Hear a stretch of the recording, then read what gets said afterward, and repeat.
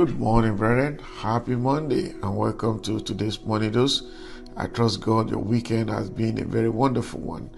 And I pray for you. This new week will bring you tremendous lessons in the mighty name of Jesus.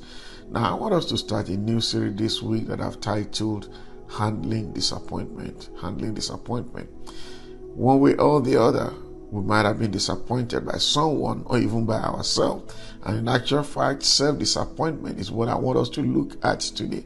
How do you handle self-disappointment? Yes, it is possible you are disappointed in yourself because you see yourself as not measuring up or meeting standard or being comparable to your contemporaries or failing to do certain things that you ought to have done or even doing things that you ought not to have done.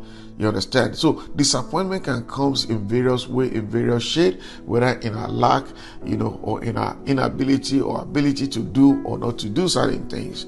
But I want you to know, don't be too hard on yourself. Be gracious to yourself. Even in your disappointment, God can make your mess and make a message out of it.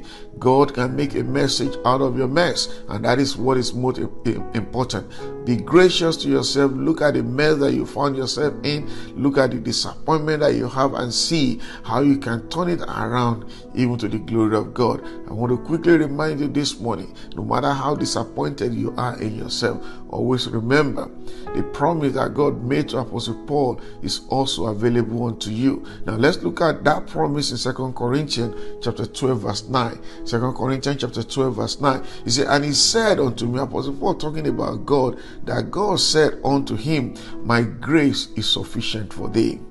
My grace is sufficient for you. He said, for my strength is made perfect in weakness. I know this speaks to, the sickness of Apostle Paul, but I tell you, this is also applicable even to our disappointment. Remember, the grace of God is always sufficient for you. Turn to God.